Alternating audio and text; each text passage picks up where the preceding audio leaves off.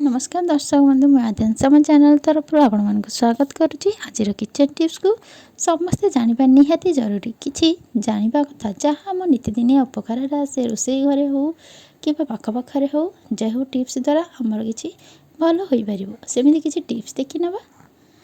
प्रथम टिप्स इडली आण जदि खट्टा हो जाए से नड़िया पानी सहित मिसाई देले खट्टा अंश कमी जाए। सेकेंड टिप्स होची आलू परोटा करने हेले आलू को भल भाव सीझे दे ठंडा करूँ तापर आलू को भल भाव मसला दे चकड़ू तापर परोटा करते नचेत गरम रे आलू परोटा कले आलू सबुठ भल और सहज उपाय है नुआ आलू नहीं आलू परोटा करूँ बहुत भल टेस्ट लगे फाटबार डर रही। जदि आपण घरे रसगोला तेरे क्षीर सबू सर बाहर कला रसगोला क्षीर को छिड़ातु। यह करने द्वारा रसगोला अधिक स्पंजी और रसयुक्त होता है। दर्शक बंधु मोर जदि छोटे छोटे वीडियो आपण भल लगुच सब्सक्राइब करने को जमा भूलें। एवं नेक्स्ट टिप्स को जीवा घरे पनीर तैयारी करने लेंबू रस बदल में फिटिकी सहित क्षीर को छिड़ातु। यह द्वारा क्षीर भल भाव में छिंडी थाए। नेक्स्ट टिप्स होची जदि दही को मसला मिसैबा चाहते तेज भल भाव प्रथम फेंटी दिंतु गोली दिंतु तापर धीरे धीरे मसला सहित मिसई कसतु देखिए दही आउ छिंडनी। नेक्स्ट टिप्स को जीवा पूरी नरम करने को चाहूँगे अटा चकड़ा समय 2-3 चमच चीनी गुंड सुजी मिसई चकड़ू देखिए पूरी बहुत सॉफ्ट हो खावाई टेस्टी लगे। नेक्स्ट टिप्स की जीवा घरे जदि कोफ्ता तैयारी कला समय से अल्प भजा बेसन मिसाती कोफ्ता नरम होता है स्वादिष्ट होता है।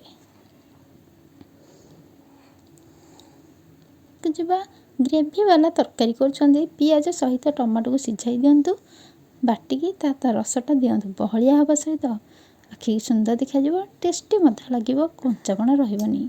गुलगुला तैयारी करने समय अटारे पानी बदल क्षीर दिंतु गुलगुला अधिक स्वादिष्ट हो लगे और टेस्ट लगे। नेक्स्ट टिप्स को जीवा अटा चकड़ी सारे से घी नचेत तेल पकाई आउ थे चकड़ी दिंतु यह द्वारा अटा शीघ्र सुखीबनी अटा परोटा बहुत सॉफ्ट हो। नेक्स्ट टिप्स को जीवा किंतु तापर मो चैनल को सब्सक्राइब करने को जमा भूलनी।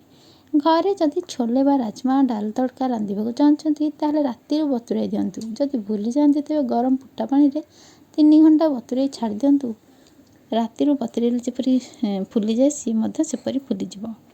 नेक्स्ट टिप्स को जीवा जदि आपण घरे बुंदी लाडू कि कौन मिठा बदल जाए ताको पूरा भाया परोटा दे तैयारी करते जमी आलू परोटा आम तैयारी करते सेमती पूरा दे नड़िया परोटा कर से टाइप पूरा दे तैयारी कर टेस्टी लगे। नेक्स्ट टिप्स को जीवा छुआ मानकर झाड़ा हेले छेना पानी देले अति उत्तम ए प्रचुर मात्रा प्रोटीन थाए अटा चकटी को व्यवहार करूँ दही छिंडेबा व्यवहार करूँ। नेक्स्ट टिप्स को जीवा घी तैयारी करी छाणिला परे छणारे जहाँ धड़ा कोरा बड़ी जाए ताको अटा सहित मिसाई नरम रुटी कि अटा लड्डू रे मिश्रण करी खातु देखिए बहुत टेस्टी हम स्वादिष्ट हम। नेक्स्ट टिप्स को जीवा चूड़ा सरी आसला परे भंगा बड़का चूड़ा को आलू चाट आलू टिक्की नचेत आलू कटलेट करने समय चूड़ा गुंड को धोई से मिसईकी तैयारी करूँ देखिए कटलेट आलू टिक्की स्वादिष्ट तैयारी हो।